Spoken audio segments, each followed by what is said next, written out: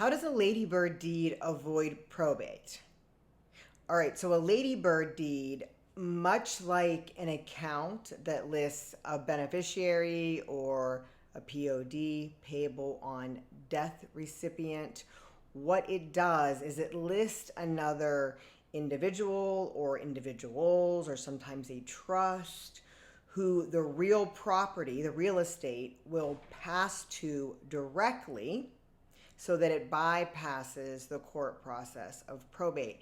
And it really does function pretty much exactly like an account that has a POD designation or a beneficiary designation, in the sense that you're stating on a deed, just like you would state on your account information, that there's this person or these people or this trust that you would like the property to pass to directly upon your death.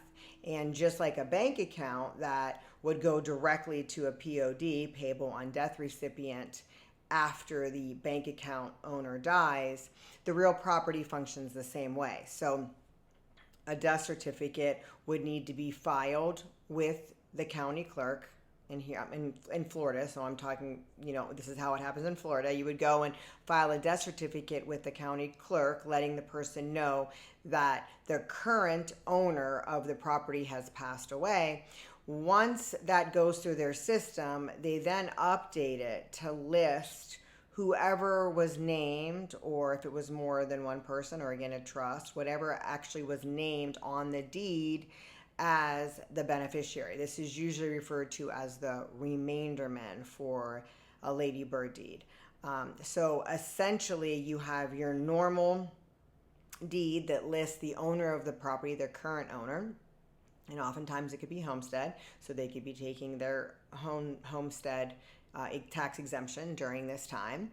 But it lists the current owner, and then it also lists who that owner would like the property to pass to upon their death. Now, the great thing about a ladybird deed, which again is super similar to a bank account that would have a beneficiary or a POD listed on it, is that the beneficiary, or the person who is expected to get the property after the owner passes away, has no current ownership interest in the property.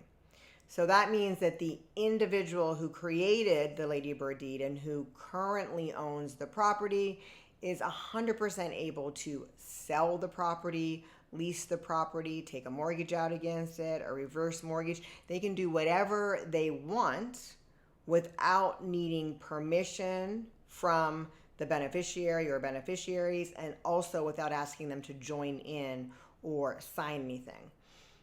Also, much like a bank account, the person who creates a ladybird deed for their home, say they list a nephew on it, and maybe 2 years later they decide they don't want to list that nephew anymore. They want to give their property to someone else. Maybe it was actually their niece who came and took care of them as they got sick or older, and so now they're wanting to list the niece as a thank you for taking care of them.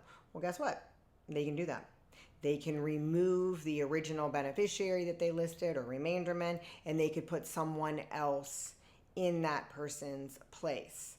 Again, without permission from the current beneficiary and without the current beneficiary signing anything. So the question is, how does it avoid probate? Well, it avoids probate the exact same way any other beneficiary designated account or payable on death asset would avoid probate. It sets up a system where you're actually allowed to name someone or multiple people or a trust where the property would go to upon the passing of the owner directly outside of a probate process. And in the 5 states that allow these deeds, it is super amazing. There's other states too that have just transfer on death deeds that function almost the same way. So if you live in a state that offers a TOD or a transfer on death deed, or in a state that offers a ladybird deed, this is an excellent way, especially if you don't have a trust in place, or you feel like you don't have assets that require you getting a trust in place. This is your alternative. This is an easy way to list a beneficiary on your property so that it can go directly to them, rather than have to go through a long, drawn out, often expensive probate process. All right, I hope this answers the question. Any other questions about Ladybird deeds or any other estate planning tools or anything to do with elder law, Medicaid, and you're in Florida, don't hesitate to contact our office. We're at Cause Law Office, the non-stuffy attorneys, and the link is in my bio.